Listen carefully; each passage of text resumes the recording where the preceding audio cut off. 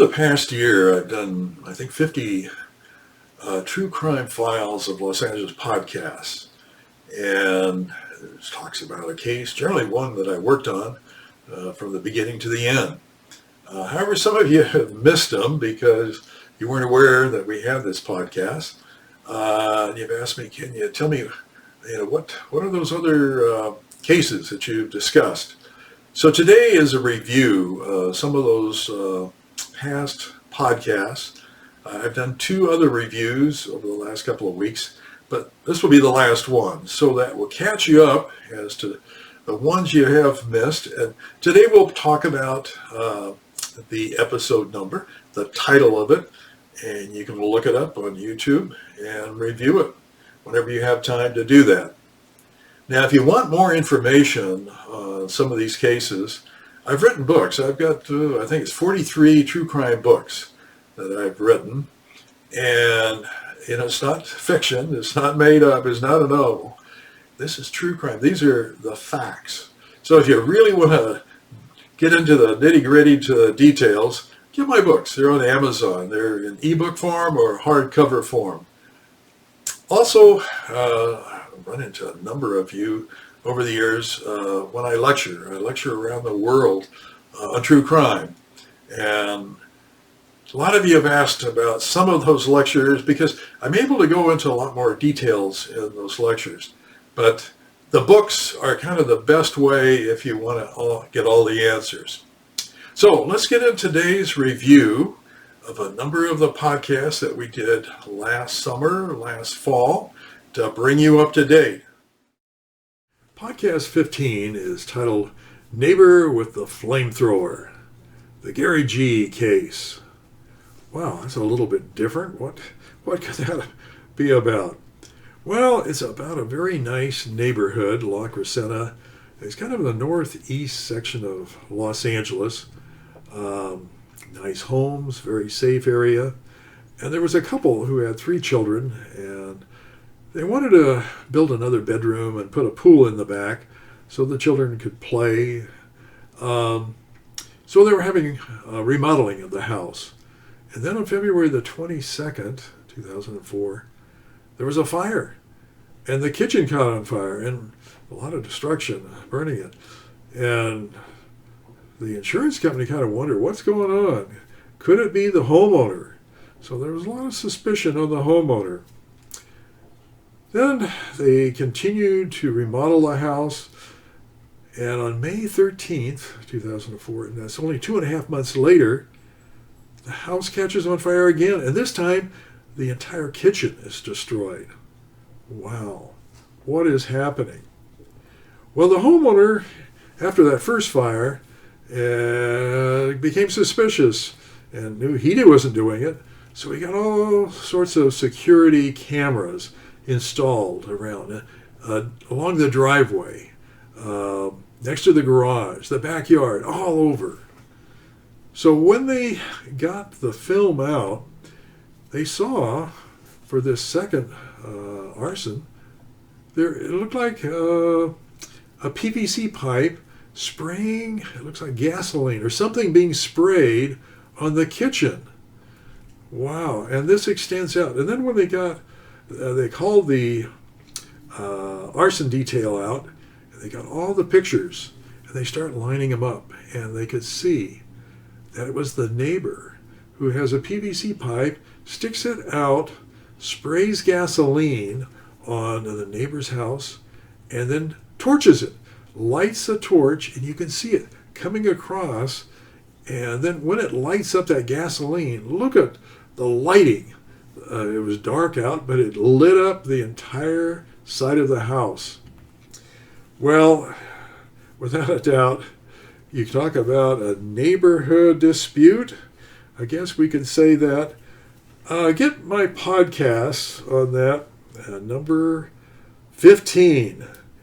It was one of the most astonishing cases I ever worked on, and how a person, a neighbor, could be that vindictive on another neighbor. Podcast 15. Podcast 17 is titled Status can lead to your demise. The Graham and Taylor cases. What's all about here? Well, we have a gentleman by the name of Christopher who was very successful in a clothing business. He had a very nice home in Woodland Hills. He drove a Bentley, always had a Rolex watch, very expensive jewelry. He liked to flaunt it. He enjoyed doing that. And he attracted a lot of attention. As a matter of fact, attracted some residential robbers who followed him home. And one day, as he pulled into the driveway, these people came up there. They grabbed him, handcuffed him, and took a gun to his head. Said, "We want all your money. We want a safe." His wife, Lori, had poked her head out of the garage house door there, and she saw what was going on. And she closed the door quietly and ran back inside, got the two children, and went up on the second floor, went out on the roof. And there was a ledge there, and she had the two children there, and she had her phone. She called the dispatcher at LAPD, and they had units come out, and the units arrived. When they arrived, they saw the Bentley back out of the garage, and one of the units went in pursuit of the Bentley. And after a while, they went down Ventura Boulevard, Winnetka, and the Bentley hit a car, and then it spun around and hit a tree and a power pole, and the back trunk opened up, and that was the victim. Christopher went flying out, hit his head, and killed him right there. Wow. Who could those people be? Anyway, the two people who were the robbers, they ran away. All that was left that the police had, as far as evidence, was a gun that they couldn't trace back to anybody, a police scanner, which they couldn't trace, and gloves. But there were two ski masks that the robbers were. Well, this case is one of the most interesting when it comes to forensics and DNA. Anyway, get this podcast, number 17, and learn who committed this crime and how they got caught. It is, without a doubt, one of the most interesting cases I ever worked on. That's podcast 17. Podcast 35 is titled The Ultimate Gold Digger, the Rebecca Cleland case. Well, what's that all about? Well, Rebecca was working at a swap meet, and she was selling chili powder. And Bruce, who was kind of a computer nerd, was walking by and goes up to her and said, "Hey, is this good spicy chili?" And she said, "Oh, yeah, it is." And she said, "Oh, you look very successful. Where do you work?" And he said, "Well, I work at TRW, which is a big defense plant." She said, "Oh, here's my resume. I'm looking for a job." And he said, "Well, let me see if I can find a position for you." So that's how they got together, and then they started dating. And she would invite him over to her little apartment that she had, and she said, "I'm so embarrassed. The furniture is so old. He said, "I'll buy you some new furniture." And he did, for the living room and for the bedroom. And then she said, "Oh, I'm always embarrassed going out with you because I don't have any nice clothes or jewelry." And he said, "I'll buy you whatever you want." And he bought her all sorts of jewelry, any clothing that she wanted. Then it was a little bit later, she says, "My car is not reliable. It keeps breaking down." He said, "I'll buy you a Honda Accord." And he did. Then it was a little bit later, she said, "I really like to go water skiing down on the river, and I need a boat." And he said, "I'll get you a boat. I'll get you a trailer, and you can tow it down there." So that was very nice, but she found she couldn't tow on her Honda, and she said, "Could you get me another car?" And he did. He got her a 4Runner Toyota and was able to easily tow the boat and trailer. So after they've been dating for some time, she says, "Well, we could get together, but I'd like a very nice home on top of a hill overlooking the country club." And then he found one right there in Whittier. And there it was. Got the nice home for her. She says, well, we can get married, but I want an engagement ring that's huge. And she got this many carats, $10,000 engagement ring. So Rebecca was happy and Bruce was happy. And they got married. And everything was going fine. Then one day they were driving home, and she's driving that 4Runner, and she thinks that maybe there's something wrong with one of the doors, and she stops, gets out, and somebody comes up and shoots her husband, Bruce, and he dies right there on the gutter right next to the car. And the robbers take her wedding ring, her engagement ring, rips it off her finger. Wow. So that was pretty sad for both of them. And the police couldn't find who the suspects were. They didn't know, didn't have any leads. They went out to the house to talk to her. And they said, Rebecca, do you have anybody who disliked your husband, Bruce? And she said, no. But the detectives looked at her hands. They saw the wedding ring. The engagement ring was on her hand. How could the ring be on her hand that was taken from the carjacking where her husband was killed?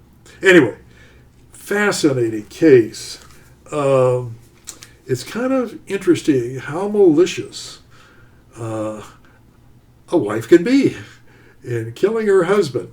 So get my podcast 35. I think you're going to find it very fascinating what Rebecca was able to do in killing her husband and who she used to kill her husband. That's podcast 35. Podcast 36 is titled The Deadly Alleyway, the Govan Brothers cases.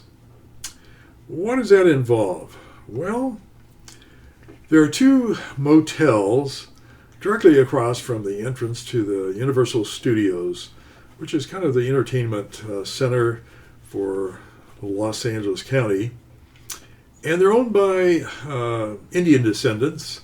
The Kumars have the larger motel. It's called the Universal City Inn. And the Govan brothers have the Studio Palace Inn. And they've been doing business there for a long time, and both are very successful. And over the years, they closed off the alleyway between the two motels. It was beneficial to both of them because they didn't want traffic going in and out. It was a safety issue. And here you can see the barricade on the left-hand side, a wooden barricade that had been permanently put in there. Now, this went on for many, many years, and then the two motels are doing very well. They want to expand. And they contact the city. And the city says, if you do any expansion, you're going to have to open up that alleyway. And the Kumar said, well, okay, fine, we'll open it up then, if that's the only way that we can get the building permit. So they agreed to it. However, the Govan brothers, they didn't want to do it because by having that alleyway closed, they had an additional about 10 extra units they could put on their property. So now we have a stalemate between the two Indian families. One wants the alleyway open, the other one wants it closed. So that goes on. And Mr. Kumar, who had been off on a trip that day, had come back and was driving home, came up, and as he's parking the car in front, he sees his house on fire, sees the smoke coming out. And as he comes to the door and tries to open the door, there's all this flames and smoke, and the fire department is called. And the fire department comes out, and sure enough, when they get into this one bedroom, they find 4 of the members of the Kumar family have been burnt to death. What was the reason for killing them? Why were they burned to death in their own home? It had something to do with that alleyway. Anyway, get my podcast, number 36. What a very captivating story about 2 immigrant families and how they have been so successful and how this all ended. That's podcast number 36. Podcast number 38 is titled The Disappearance of the Senator's Daughter, the Cockledge Case. Well, Jana Cockledge was the daughter of State Senator Carpenter. Very prominent family in the Long Beach area. Jana had met Bruce. They dated. They eventually got married. And they had a very, very successful real estate business. And this went on for a number of years. And then one day, Janet's supposed to leave home, go to work, be there around 10 o'clock, but she never showed up.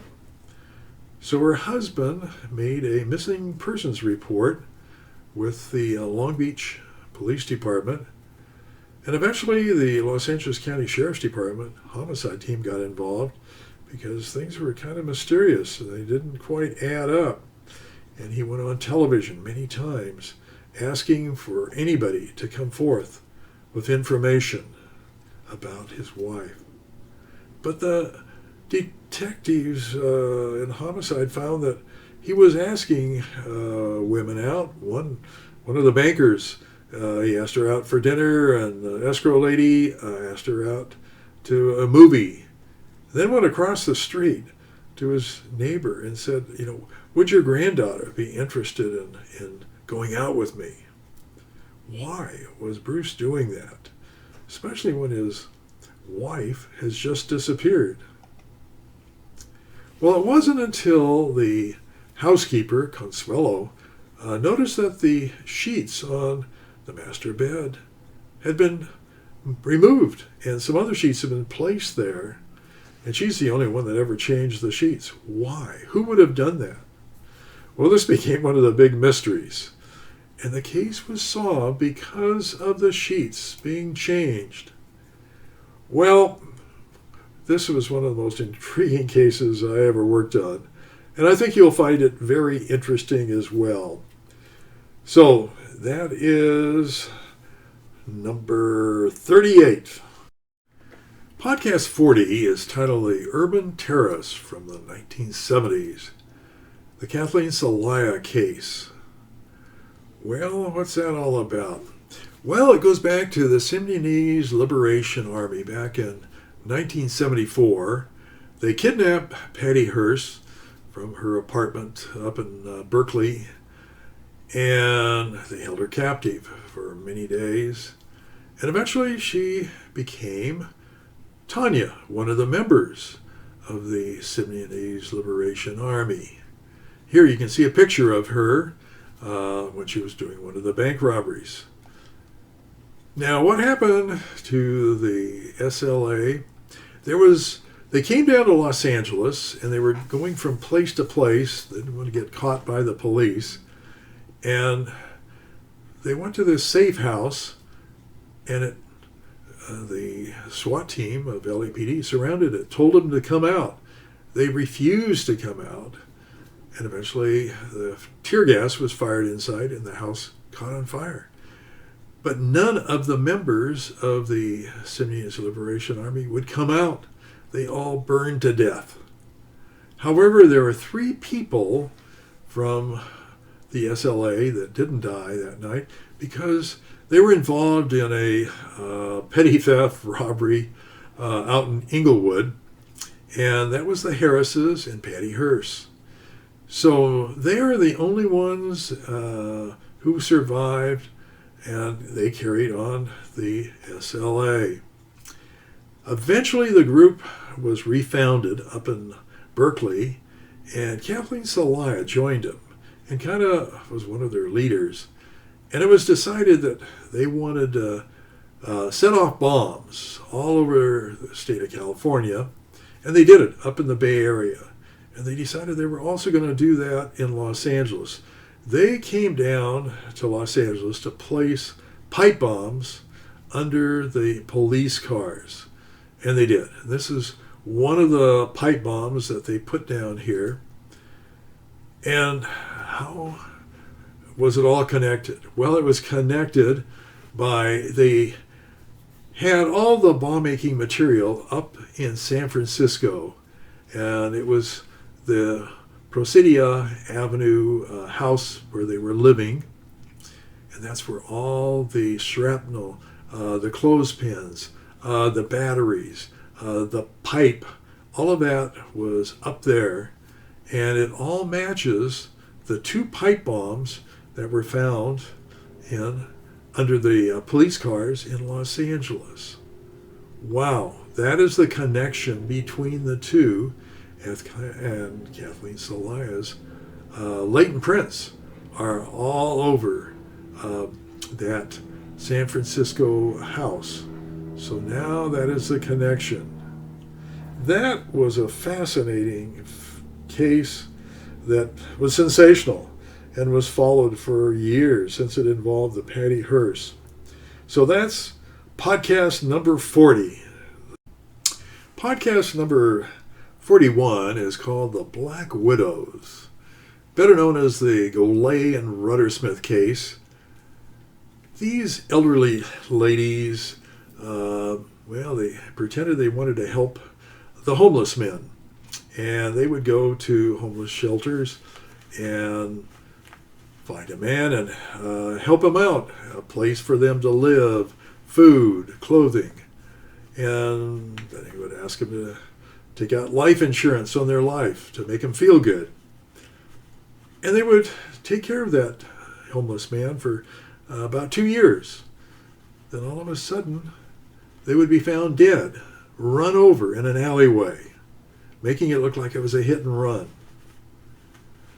Well, then they would go to the police department and ask for an accident report showing that this individual, this homeless man who they had taken care of, was insured, had a life insurance policy. Then they submitted it to the life insurance company. But look at all the various policies they had. Not just one, not two, but they would have maybe 20 policies for $100,000 or even up to $1 million. Wow. So when the person died, they collected a lot of money. Now you're going to say, how can they do it? Because we all know that when you take out life insurance, you have to have a medical. And that is true. If it's life insurance, not accident insurance, you have to have a medical. But they would take the individual, the homeless man, to a bank, and the bank would set up a checking account for him and give them free a life insurance policy for like $10,000, a very nominal amount. Then after a couple of months, the ladies would raise the amount, the limits on it.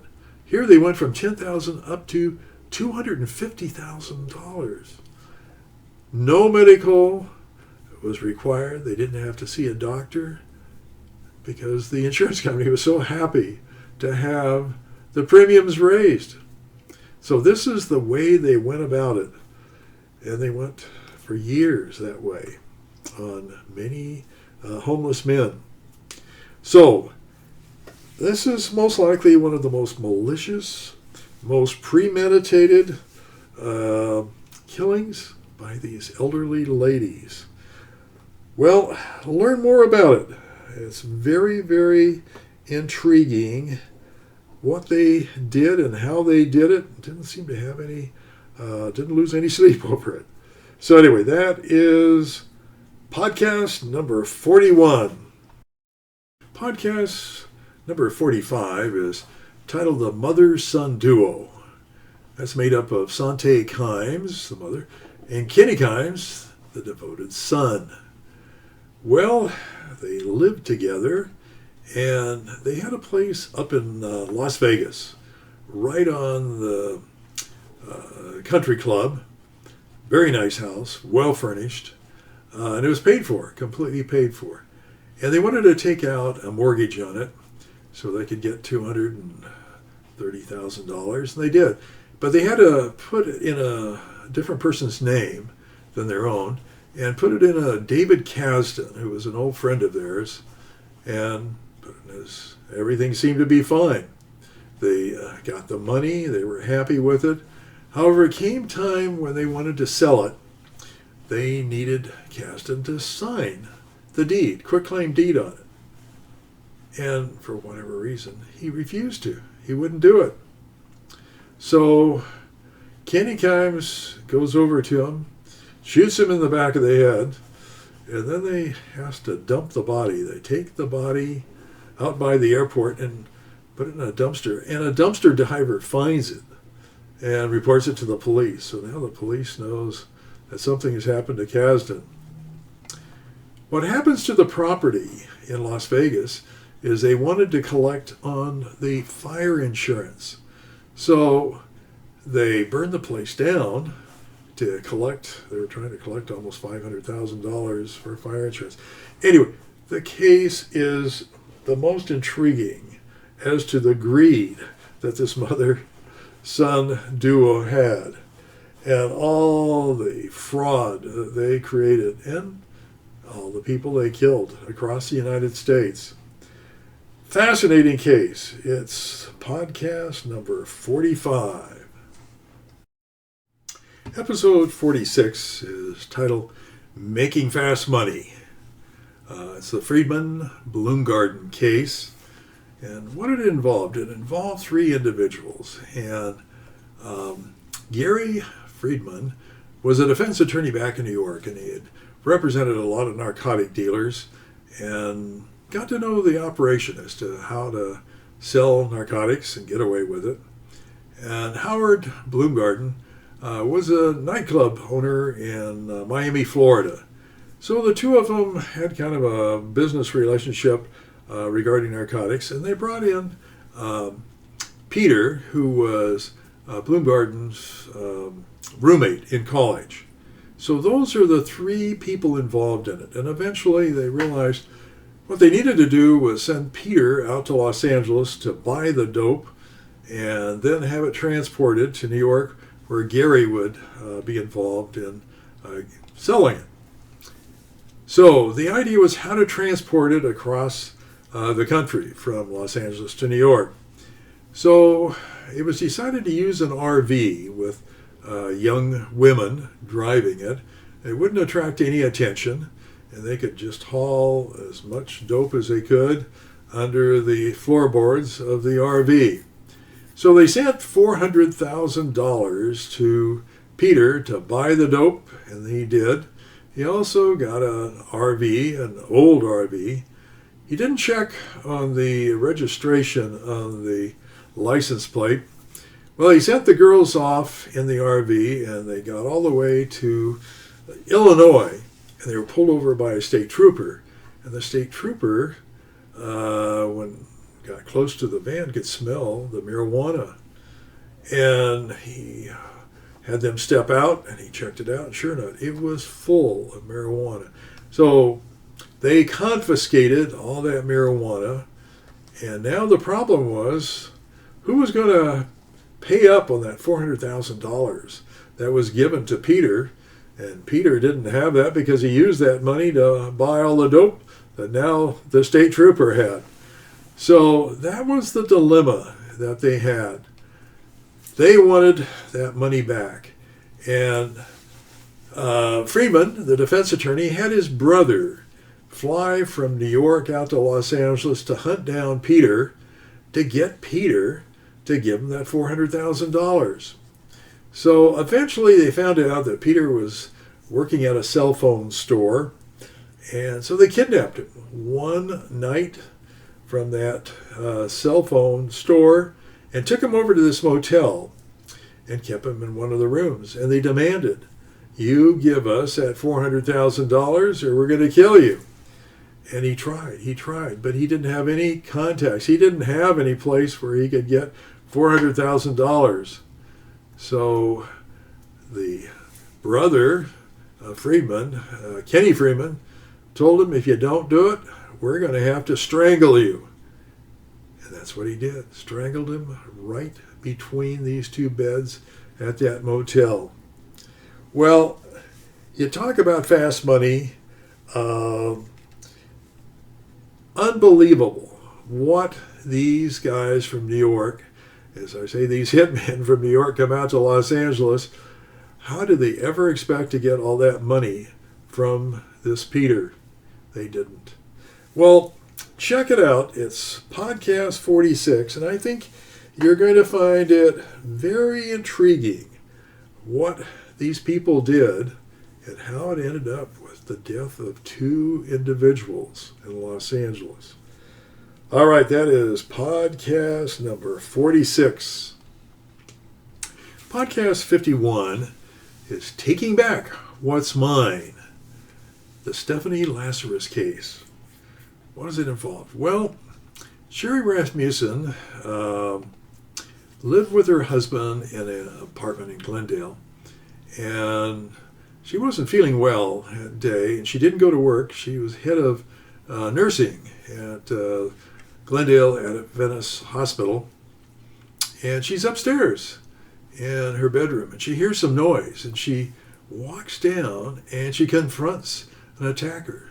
And somebody hits her over the head and with a vase, and then bites her arm as she's trying to grab the gun. But this attacker shoots her 3 times. So that's what happened to Sherry Rasmussen.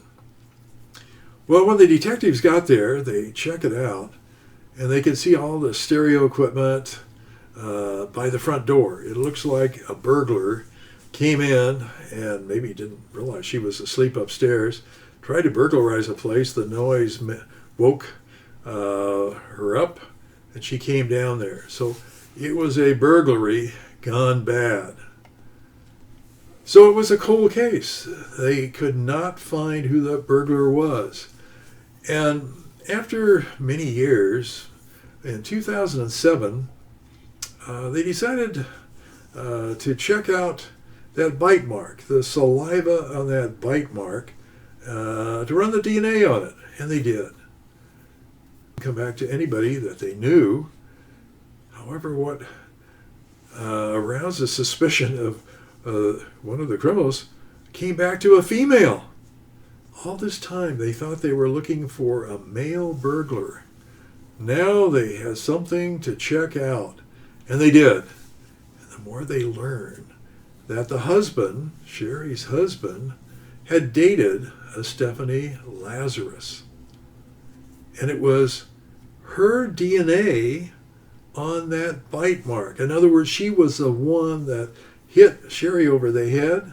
She was the one who bit Sherry. And she's the one that shot Sherry. Wow. Take a hard look at this amazing case. It was a triangle. 1 man, 2 women. Both women wanted him. And if the one couldn't have her, then she was going to take care of the wife, Sherry Rasmussen. So that is podcast 51. Podcast 58 is titled For the Love of Fire, Captain John Orr Case. Well, what's that about? Well, back in 1984, there was a hardware store in South Pasadena named Ole's. Ole's Home Center is like a Home Depot. Caught on fire. And it was a huge fire. It consumed the entire hardware store. When the dust settled, they checked, and sure enough, 4 people had died in the fire. They were in the back area, burned to death. What was it? Was it an electrical fire? Was it an arson? Who knew? However, the Glendale arson detail was made up of Captain Orr, and he checked out all these arson cases that happened in the South Pasadena, Glendale, Burbank area. And as a matter of fact, I had him talk to the deputy DAs in the DA's office when I was in charge of training. He was great. He could explain as to how arson is done and what arsonists do and what to look for if you're prosecuting an arson case. And here he would always show the signature method and how a cigarette with 2 matches smoldering would eventually catch fire and set a business on fire. So he was giving talks in the state of California. It was up past Bakersfield. I think it was the Fresno area. And he had to pass through Bakersfield to get to Fresno. And there's a number of fires, arson fires that take place there. And at one of the fires, there's a latent print on a piece of paper. And they can't make it out. They can't figure out whose latent print that is. It took a long time. Eventually, the Los Angeles Fire Department had the Los Angeles Police Department Crime Lab check it out. And that latent print came back to Captain John Orr. It was his fingerprint on that piece of paper up in Bakersfield. It was learned that he was the #1 arsonist in Southern California. Set more than 2,000 fires. Interesting individual. I thought the world of him. I thought he was a great arson investigator. And here it turned out he was the arsonist. Fascinating case. It's podcast 58. Well, hopefully you found this review of my True Crime Files of Los Angeles podcast. Should bring you up to date. You've got the episode number, you've got the title, and you can look them up on your own. So we will be doing additional podcasts with new cases, but we won't be able to do as many as we used to because I'm tied up on several TV productions as well as I'm going to do lecturing throughout the world. But when I have the time, I will put out new podcasts of new cases. Now, I said, if you want to contact me as to more details about a specific case or tell me what type of case you want to hear about, contact me at my email, and that's losangelestruecrime@aol.com. So hopefully you will join us again for another True Crime Files of Los Angeles. At that time, we'll be talking about another case from beginning to end. See you then.